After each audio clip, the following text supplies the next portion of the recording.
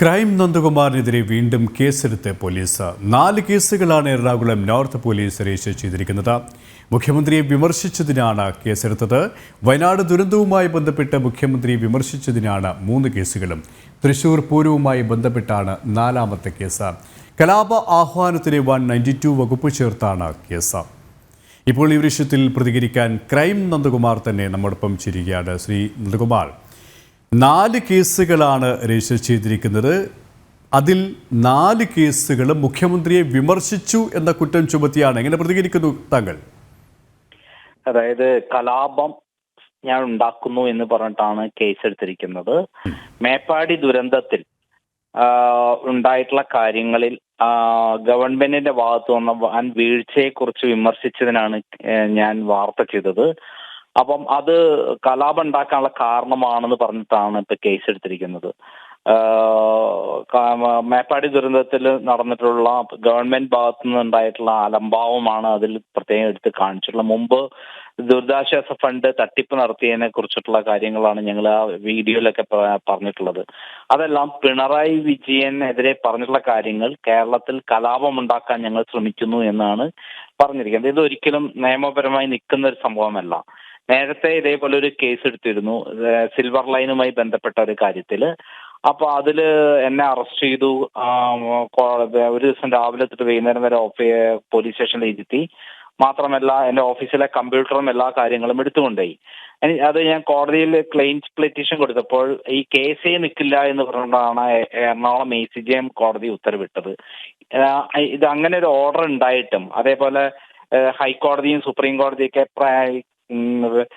പ്രധാനമന്ത്രിയെ അടക്കം വിമർശിച്ചാൽ പോലും അങ്ങനെ കേസ് എടുക്കാൻ പറ്റില്ല. അങ്ങനെ വേണമെങ്കിൽ അവർക്ക് ഡിഫമേഷൻ കേസ് കോടതിയിൽ നേരിട്ട് കൊടുക്കാം എന്നുള്ളതാണ് നിയമം. ആ നിയമമൊക്കെ ലംഘിച്ചുകൊണ്ടാണ് ഇവിടെ കലാപം ഉണ്ടാക്കുന്നു എന്ന് പറഞ്ഞുകൊണ്ട് കേസ് എടുത്തത്. ശ്രീ നന്ദകുമാർ, ഇവിടെ ബോധപൂർവം ഒരു ആസൂത്രിതമായ നീക്കമാണ് ഇതിന് പിന്നിലെന്ന് സ്വാഭാവികമായും സംശയിക്കേണ്ടിയിരിക്കുന്നു. പ്രത്യേകിച്ച് മുഖ്യമന്ത്രിയെ വിമർശിക്കാൻ പാടില്ല.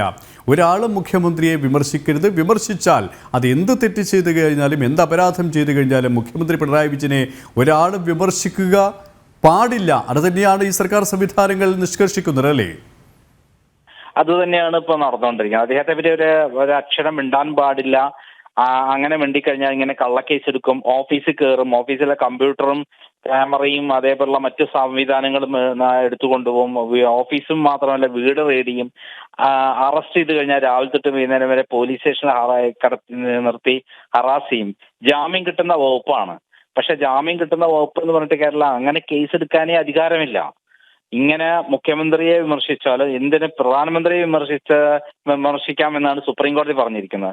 അങ്ങനെയുള്ള സന്ദർഭത്തിലാണ് പിണറായി വിജയനെ വിമർശിച്ചു കഴിഞ്ഞാൽ, പ്രത്യേകിച്ചും ഇത്തരത്തിലുള്ള ഈ മേപ്പാടി ദുരന്തം പോലുള്ള വലിയ സംഭവത്തിൽ ഗവൺമെന്റിന്റെ അനാസ്ഥയെക്കുറിച്ച് നമ്മൾ വിമർശിച്ചു കഴിഞ്ഞാൽ അത് കലാപത്തിന് ആഹ്വാനം എന്നൊക്കെ പറഞ്ഞ് ഒരിക്കലും എടുക്കാൻ പറ്റാത്ത വകുപ്പുകൾ വെച്ച് കേസെടുക്കുന്നത് കേട്ടുകേൾവില്ലാത്ത കാര്യമാണിത്. എനിക്കെതിരെ മാത്രമല്ല, ഈ അടുത്ത കാലത്ത് മറുനാടൻ ഷാജിനെതിരെ ഇതേ വകുപ്പ് വെച്ചിട്ട് മുഖ്യമന്ത്രി വിമർശിച്ചു എന്നാണ് കേസെടുത്തിട്ടുണ്ട്. അതുപോലെ DNA ന്യൂസിനെതിരെ എടുത്തിട്ടുണ്ട്, സൂരജ് പാലക്കാരനെതിരെ എടുത്തിട്ടുണ്ട്. അങ്ങനെ നിരവധി ഓൺലൈൻ ചാനലുകൾക്കെതിരെ കേസെടുക്കുകയും അവരുടെ ഓഫീസിൽ കയറി ക്യാമറയും ഇതേപോലെ കമ്പ്യൂട്ടറൊക്കെ എടുത്തുകൊണ്ട് ഓഫീസ് പ്രവർത്തനം നിർത്തിവെപ്പിക്കുക എന്നൊക്കെയുള്ള പരിപാടികളാണ് ഇവർ ചെയ്യുന്നത്. പോലീസിനെ നിയമവിരുദ്ധമായ കാര്യങ്ങൾക്ക് മുകളിൽ നിന്നുള്ള സമ്മർദ്ദപ്രകാരമാണ് ഇത്തരം കാര്യങ്ങൾക്ക് ഉപയോഗിക്കുന്നത്.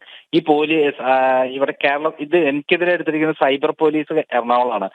അവർക്ക് സത്യസന്ധമായിട്ട് അറിയാം ഈ കേസ് നിലനിൽക്കുകയില്ല എങ്കിലും മുകളിൽ നിന്നുള്ള സമ്മർദ്ദപ്രകാരമാണ് അവര് വീട് റെയ്ഡ് ചെയ്യാനും ഓഫീസ് റെയ്ഡ് ചെയ്യാനൊക്കെ വരുന്നത്. ഇത് ചെറിയൊരു സംഭവമല്ല. മൊത്തത്തിൽ പത്രസ്വാതന്ത്ര്യത്തിനെതിരെയുള്ള ഒരു കടന്നുകയറ്റമാണ്. മാത്രമല്ല ഭരണഘടനാ വിരുദ്ധമായ കാര്യമാണ് ഇതെല്ലാം ചെയ്യുന്നത്. വളരെയധികം നന്ദി ശ്രീ നന്ദകുമാർ, ഈ ഒരു സമയം ഞങ്ങളോട് സഹകരിച്ചതിന്.